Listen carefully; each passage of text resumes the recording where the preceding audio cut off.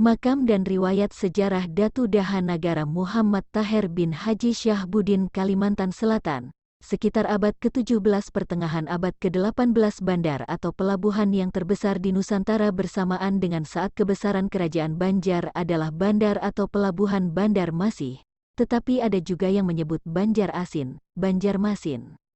Banyak para saudagar dari berbagai suku dan bangsa baik dari Nusantara seperti Jawa, Banten, Madura, Makassar, Bugis, Palembang dan daerah lainnya, ataupun dari negara tetangga seperti Johor, Cina, India dan orang Arab dari Hadramaut berdagang atau sandar di kota bandar atau pelabuhan Banjarmasin ini. Pada masa itu terdapat juga kota-kota pelabuhan sungai, antara lain di Muara Bahan, Marabahan, Muhara Muning, Rantau, Daha, Negara, dan Amuntai. Ada pula jalan perdagangan menuju pedalaman Kalimantan yaitu sepanjang Sungai Barito dan cabang-cabangnya, karena waktu itu belum ada jalan darat seperti sekarang ini. Pada masa itu pula setiap orang yang akan berangkat menunaikan ibadah haji ke Makkah Al-Mukarramah hanya bisa menumpang kapal-kapal dagang. Demikianlah orang-orang pedalaman melalui jalur sungai dengan kapal dan berpindah ke kapal layar saat mengarungi lautan bebas. Alkisah, tersebutlah seorang datu dari Daha, negara Dipa, yang bernama Muhammad Taher bin Haji Syahbudin yang ingin menunaikan ibadah haji ke Makkah Al-Mukarramah bersama rombongan dari Daha. Mereka berangkat dari pelabuhan Sungai Daha, negara Dipa dengan menumpang kapal dagang menuju pelabuhan besar Banjarmasin. Dari bandar ini rombongan menumpang kapal layar dari orang Jawa menuju pelabuhan Banten, dan dari Banten inilah mereka berpindah ke kapal layar yang lebih besar dari orang Arab Hadramaut, untuk menuju pelabuhan Jeddah. Pelayaran menuju Jeddah itu memakan waktu yang sangat lama, sekitar 6 bulan. Kapal yang mereka tumpangi itu ketika berada di tengah laut, yang tampak hanya langit yang bertemu dengan laut, sedangkan kapal yang mereka tumpangi tak ubahnya seperti sabut yang terapung-apung saat dibawa arus gelombang, karena kapal itu hanya mengandalkan angin dengan memasang layar, maka kecepatannya juga ditentukan oleh angin. Di tengah perjalanan menuju Makkah dengan tujuan pelabuhan Jeddah ini, ketika berada di laut lepas, tiba-tiba kapal terhenti, semua kelasi dan para penumpang bingung karena tidak ada penyebabnya, tidak ada batu karang yang menghalanginya ataupun menabrak kumpulan lumpur di tengah laut. Kebingungan kapten kapal dan para kelasi bertambah melihat para penumpang banyak yang berteriak-teriak ketika gelombang besar menerjang kapal dan air laut masuk ke kapal. Akhirnya kapten kapal memerintahkan anak buahnya untuk meminta tolong ahli nujum, orang pintar yang berada di kapal tersebut untuk meminta pendapat tentang apa penyebab kapal terhenti dan bagaimana cara mengatasinya. Beberapa lama ahli nujum itu merenung, akhirnya hanya mengatakan kepada kapten kapal bahwa penyebabnya sangat sulit untuk diucapkan dan ia tidak bisa untuk mengucapkannya sekarang. Mendengar apa yang diucapkan ahli nujum, kapten kapal dan para kelasi menjadi tambah bingung. Kapten kapal akhirnya tidak sabar dan mendesak ahli nujum untuk mengatakan apa penyebab terhentinya kapal tersebut. Setelah didesak oleh kapten kapal, dengan sangat terpaksa ahli nujum akhirnya mengatakan bahwa mereka harus mengeluarkan seorang penumpang yang ada di dalam kapal itu, yaitu orang Daha yang bernama Muhammad Taher. Setelah berpikir beberapa lama akhirnya kapten terpaksa menuruti pendapat ahli nujum dan berkata kepada datu dari Daha tersebut, "Hai orang Daha, atas petunjuk ahli nujum bahwa kamu kalau masih tetap berada di dalam kapal ini maka kapal ini tidak akan dapat berlayar dan dikhawatirkan akan pecah diterjang ombak besar. Karena itu dengan sangat menyesal kami mohon kamu keluar dari kapal ini." Kata kapten kapal. Datu dari Daha tersebut sangat terkejut bukan main mendengar penjelasan kapten kapal tersebut dan menjawab, "Apa gerangan yang membuat aku harus dikeluarkan dari kapal ini? Kalau seandainya hanya kekurangan ongkos, akan aku tambah," katanya. Kapten kapal kemudian menjelaskan lagi bahwa masalah ini bukan masalah kekurangan ongkos, tetapi masalah keberadaannya di dalam kapal ini, karena kalau Datu masih berada di dalam kapal, maka kapal tetap tidak dapat berlayar. Jadi dengan berbagai pertimbangan akhirnya diputuskan lebih baik membuang satu penumpang daripada semua penumpang kapal mendapat bahaya sebagaimana yang dikatakan oleh ahli nujum.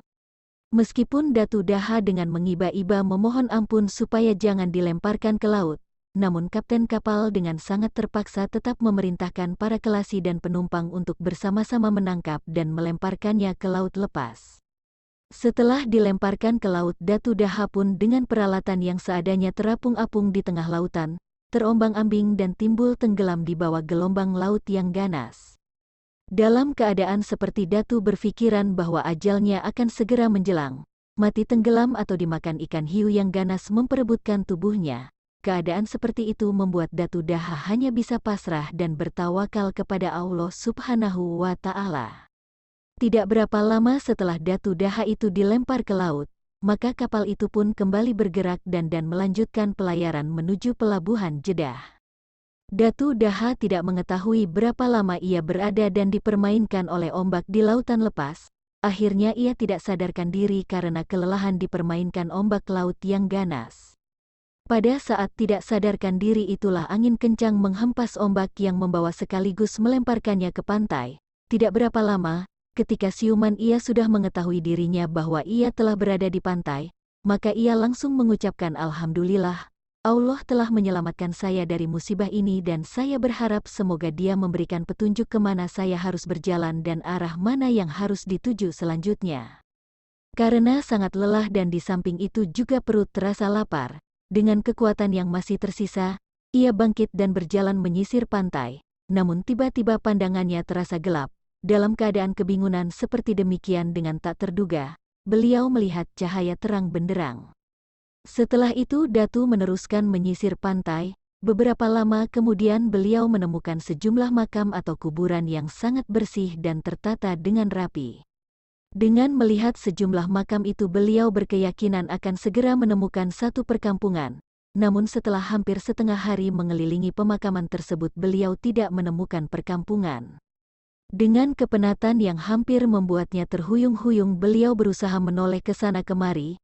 Tiba-tiba terlihat oleh beliau seseorang yang sudah agak tua, namun masih kelihatan kekuatan dan wibawa yang sangat tinggi.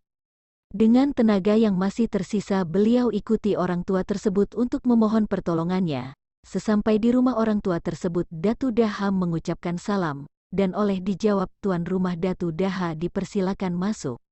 Di dalam rumah tersebut Datu Daha langsung memeluk tuan rumah tersebut. Setelah beristirahat sebentar orang tua tersebut menanyakan kepada Datu Daha mengapa ia berada di daerah tersebut. Kemudian Datu Daha menceritakan seluruh pengalaman selama dalam perjalanannya sampai akhirnya bertemu dengan orang tua tersebut.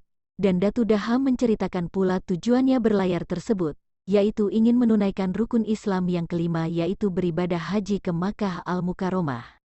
Orang tua itu dengan serius mendengarkan cerita Datu Daha, kemudian Datu Daha menanyakan perihal kampung tersebut, kampung apa namanya dan di negeri apa letaknya, sehingga yang terlihat di kampung ini hanya kuburan-kuburan, tidak terdapat perumahan kecuali rumah orang tua tersebut. Orang tua itu menjelaskan kepada Datu Daha bahwa di kampung ini tidak ada perumahan, sedangkan kuburan-kuburan yang ia lihat itu adalah kuburan orang-orang yang mati tenggelam di laut yang kemudian dikuburkannya di sini. Mendengar penjelasan orang tua tersebut Datu Daha gembira sekali karena ia yakin orang yang berada di hadapannya ini adalah Nabi Khidir alaihi salam. Sebagaimana yang pernah beliau dengar sebelumnya bahwa sebagian daripada tugas Nabi Khidir alaihi salam adalah menguburkan orang-orang yang mati tenggelam di laut. Lalu beliau bertanya kepada orang tua tersebut, apakah Anda yang bernama Nabi Khidir? Benar, sayalah Nabi Khidir, jawab orang tua itu. Alhamdulillah, dengan izin dan rahmat Allah telah memberikan anugerahnya sehingga mempertemukan saya dengan Anda dan Anda telah menolong saya ketika saya dalam kesengsaraan, kata Datu Daha dengan penuh haru. Setelah mengucapkan kata-kata syukur Datu Daha langsung memeluk dan mencium Nabi Khidir, bersyukurlah kepada Allah, karena memang tugasku untuk orang-orang yang ditakdirkan oleh Allah untuk selamat, dan tugasku pula untuk mengumpulkan semua orang yang mati di laut untuk dikuburkan di tempat ini. Kata Nabi Khidir alaihi salam. Datu Daha merasa yakin bahwa niatnya untuk mengerjakan ibadah haji akan dikabulkan oleh Allah Subhanahu wa Ta'ala. Dan ia berharap agar Nabi Khidir alaihi salam dapat menolongnya lagi untuk dapat menunaikan ibadah haji ke Makkah Al-Mukarramah pada tahun ini. Dengan suara rendah dan dengan sikap yang penuh hormat Datu Daha memohon kepada Nabi Khidir alaihi salam agar beliau dapat membantunya untuk menunaikan niatnya tersebut. Dengan suara yang penuh wibawa Nabi Khidir alaihi salam berkata, "Insya Allah, dengan izin Allah niat kamu ke tanah suci untuk menunaikan ibadah haji akan terkabul. Tetapi kamu harus bermalam di sini dahulu selama 3 malam untuk menunggu hari Jumat tiba, sebab nanti pada hari Jumat akan datang ke sini seorang wali Allah yang bernama Abdus Samad, Datu Sanggul berasal dari Borneo yang tinggal di kampung Muning Tatakan Rantau, karena seperti biasanya setiap hari Jumat Datu Sanggul salat Jumat di Masjid Nabawi Madinah atau di Masjidil Haram Makkah. Mendengar keterangan Nabi Khidir alaihi salam tersebut makin bertambah lagi rasa syukurnya, sebab di samping niatnya untuk menunaikan ibadah haji akan tercapai, ditambah lagi ia akan bertemu dengan seorang wali Allah yang juga satu negeri dengan dirinya, dan Datu Daha merasa bangga karena di negerinya sendiri terdapat seorang wali Allah dan juga ia ingin sekali mengetahui siapa orang yang disebutkan oleh Nabi Khidir alaihi salam. Dan siapa sebenarnya yang orang bernama Abdus Samad, Datu Sanggul tersebut? Meskipun Datu Daha hanya bermalam selama 3 malam di rumah Nabi Khidir alaihi salam, namun waktu yang sangat singkat itu tidak beliau sia-siakan untuk menuntut bermacam-macam ilmu agama kepada Nabi Khidir alaihi salam. Nabi Khidir alaihi salam, orang yang tidak banyak berbicara, beliau hanya berbicara mengenai masalah agama, itu pun kalau ditanyakan kepadanya. Ketika malam Jumat tiba, Datu Daha hatinya sangat berdebar-debar dan pada malam itu pula ia menjalankan ibadah malam semalam suntuk, sampai-sampai ia tidak tahu lagi berapa rakaat ia telah mengerjakan salat, dan berapa zikir dan solawat yang ia baca, sehingga tidak terasa baginya waktu subuh telah tiba. Setelah mengerjakan salat subuh Datu Daha terus mengerjakan wiridan sehingga terbit matahari, kemudian disambungnya lagi dengan salat sunat isya 2 rakaat. Setelah selesai mengerjakan salat sunat isya tersebut ia sambung lagi dengan wiridan yang lain sehingga matahari tinggi sepenggalah, kemudian ia sambung dengan salat sunat duha sebanyak 12 rakaat. Setelah selesai mengerjakan salat duha dan berdoa tiba-tiba di hadapannya muncul seorang tua yang raut wajahnya penuh wibawa, sorot matanya sangat tajam dan berpakaian sederhana. Melihat ada orang di hadapannya Datu Daha langsung memeluk tubuh orang tua itu dan mencium kedua tangannya. Hal ini dilakukannya karena ada firasat yang sangat kuat dari batinnya bahwa orang tua tersebut adalah Datu Sanggul, Abdus Samad dari Borneo yang dikatakan oleh Nabi Khidir alaihi salam sebagai wali Allah yang akan singgah sebentar untuk menemui Nabi Khidir alaihi salam, kemudian melanjutkan perjalanan untuk melakukan salat Jumat ke Masjidil Haram di Makkah atau ke Masjid Nabawi di Madinah Al-Munawwarah. Datu Sanggul mengucapkan salam kepada Nabi Khidir alaihi salam, dan Datu Daha, kemudian dijawab oleh Nabi Khidir alaihi salam, dan Datu Daha. Setelah itu mereka saling mencium seperti layaknya cara bersalaman orang Arab, dan selanjutnya mereka saling mendoakan satu sama lain. Kemudian Nabi Khidir alaihi salam menceritakan tentang Datu Daha kepada Datu Sanggul mulai dari kedatangannya sampai akhirnya ia berada di tempat itu. Kemudian Nabi Khidir alaihi salam meminta tolong kepada Datu Sanggul untuk membawa Datu Daha ke Makkah Al-Mukarramah untuk menunaikan ibadah haji. Setelah mendengarkan apa yang diceritakan oleh Nabi Khidir alaihi salam, Datu Sanggul mengangguk tanda mengerti dengan apa yang dimaksud oleh Nabi Khidir alaihi salam. Kemudian Datu Sanggul berkata kepada Datu Daha, baiklah, sebelum kamu berangkat ke Makkah denganku sebaiknya kamu mandi sunat dulu kemudian memakai pakaian ihram, karena kamu akan menjalankan ibadah umrah wajib. Datu Daha mengerjakan apa yang diperintahkan oleh Datu Sanggul, yaitu mandi sunat dan berpakaian ihram, kemudian salat sunat 2 rakaat. Setelah selesai mengerjakan salat sunat tersebut Datu Daha disuruhnya lagi untuk berniat ihram dan haji tamatu. Setelah selesai mengerjakan semuanya Datu Sanggul berkata, pegang pinggangku dan pejamkan matamu. Datu Daha memegang pinggang Datu Sanggul, kemudian memejamkan matanya. Hanya sekejap saja Datu Sanggul sudah menyuruh Datu Daha kembali untuk membuka matanya. Alangkah terkejutnya Datu Daha tiba-tiba saja mereka berdua berada di suatu tempat yang sebelumnya beliau tidak pernah melihatnya. Beliau bertanya kepada Datu Sanggul, di manakah kita berada? Kita sekarang sudah sampai di depan Babu Salam, yaitu salah satu pintu dari Masjidil Haram dan disunatkan melalui pintu ini bagi setiap orang yang pertama kali masuk ke Masjidil Haram. Jawab Datu Sanggul, nah, kita telah sampai di tempat tujuan, dan kita terpaksa berpisah dulu. Nanti apabila kamu telah selesai mengerjakan ibadah haji dan ingin pulang ke kampung halamanmu, maka tunggulah nanti tepat hari Jumat di tempat ini pula, kata Datu Sanggul lagi. Setelah mengucap syukur alhamdulillah, tidak lupa Datu Daha mengucapkan terima kasih yang tak terhingga kepada Datu Sanggul sebelum mereka berpisah. Dan dijawab oleh Datu Sanggul bahwa berterima kasih dan bersyukurlah kepada Allah yang telah memberikan karunia-Nya kepada setiap hamba yang dikehendakinya. Datu Daha masuk Masjidil Haram melalui Babu Salam, pintu As-Salam, selanjutnya melakukan ibadah umrah, yaitu tawaf, dilanjutkan sa'i dan bercukur. Waktu itu kota Makkah masih belum ramai, karena jemaah haji masih belum tiba. Namun kesempatan itu tidak disia-siakan Datu Daha untuk beribadah di Masjidil Haram itu. Hari berganti hari, minggu berganti minggu, tak terasa Datu Daha sudah hampir 1 bulan berada dan beribadah di Masjidil Haram Makkah. Hari demi hari orang-orang dari negeri yang dekat mulai berdatangan, kemudian orang-orang dari berbagai bangsa dan suku mulai berdatangan pula.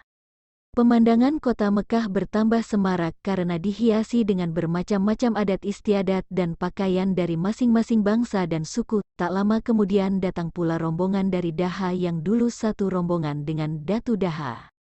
Dengan sangat terkejut rombongan dari Daha tersebut ketika bertemu dengan Datu Daha di Makkah Al-Mukarramah. Masing-masing mereka memohon maaf kepada Datu Daha karena telah melempar beliau ke laut lepas. Masih dalam keadaan kebingungan itu salah satu dari mereka menanyakan tentang bagaimana Datu Daha sampai selamat berada di Makkah Al-Mukarramah ini dan dapat bertemu dengan mereka kembali.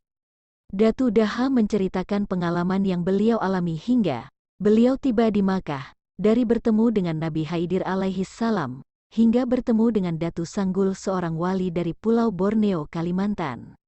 Musim haji telah tiba maka Datu Daha pun bersama-sama seluruh kaum muslimin dari berbagai penjuru dunia melaksanakan manasik haji sesuai dengan tuntunan manasik haji. Selesai melaksanakan ibadah haji pada hari Jumat seperti yang telah dijanjikan Datu Daha kembali bertemu dengan Datu Sanggul. Ketika bertemu mereka saling bertatapan dengan senyum tersungging. Tanpa banyak bicara Datu Sanggul mengajak Datu Daha untuk pulang ke Borneo, seperti ketika keberangkatan dari tempat mereka bertemu dengan Nabi Khidir alaihi salam. Datu Sanggul meminta untuk memegang pinggangnya dan memejamkan mata. Sekejap mata mereka berdua telah tiba di Pulau Borneo. Datu Daha diantar oleh Datu Sanggul sampai di ujung negeri Daha. Selanjutnya Datu Daha disuruh berjalan kaki kembali ke rumahnya agar orang sekampung dapat mengetahui kedatangannya. Menjelang perpisahan Datu Daha dengan Datu Sanggul, Datu Sanggul berpesan apabila orang bertanya tentang perjalanan naik haji, maka hendaklah dijawab bahwa semua yang terjadi adalah atas pertolongan dan keridaan Allah Ta'ala. Penduduk terkejut dengan kedatangan Datu Daha pada waktu yang tidak semestinya, sebab menurut kebiasaan jamaah haji baru akan tiba di kampungnya lebih dari 2 bulan lagi. Masyarakat banyak yang datang mengunjungi Datu Daha dan semua pertanyaan dijawab oleh Datu Daha sesuai pesan Datu Sanggul. Banyak masyarakat yang tidak percaya bahwa Datu Daha telah melakukan ibadah haji. Jawaban Datu Daha seperti yang dipesankan Datu Sanggul membuat masyarakat semakin curiga. 2 bulan berlalu sudah dan mulailah semua jamaah haji dari Daha datang. Dengan rasa ingin tahu mereka bertanya kepada jamaah haji yang baru datang apakah benar Datu Daha telah melakukan ibadah haji. Semua rombongan jamaah haji membenarkan bahwa Datu Daha telah melakukan ibadah haji bersama-sama mereka. Mereka juga menceritakan bahwa setelah selesai melaksanakan ibadah haji Datu Daha telah menghilang. Mereka pun mencari kemana-mana namun semua usaha itu gagal. Ternyata Datu Daha telah kembali lebih dahulu ke negeri Daha. Demi mendengar semua itu semua penduduk kampung meminta maaf kepada Datu Daha karena mereka telah menuduh yang bukan-bukan kepada Datu Daha. Setelah kembali ke Daha dari melaksanakan ibadah haji Datu Daha menyebarkan ilmu yang beliau peroleh dari Nabi Khidir alaihi salam kepada masyarakat. Dan beliau diberi gelar surgi tuan karena ilmunya yang banyak. Suatu ketika penduduk Daha mengalami masa kekeringan yang panjang dan sangat sulit untuk mendapatkan air. Kemudian penduduk Daha memohon kepada Datu Daha untuk memimpin salat istisqa atau salat untuk memohon agar diturunkan hujan. Tidak lama setelah selesai pelaksanaan salat istisqa yang didahului dengan puasa sesuai dengan petunjuk syariat dan berdoa, maka air memancar dari dalam tanah meskipun tidak turun hujan. Dengan demikian penduduk Daha selamat dari kekeringan yang membuat mereka sangat menderita. Itulah salah satu karamat dari berbagai karamat yang dimiliki oleh Datu Daha.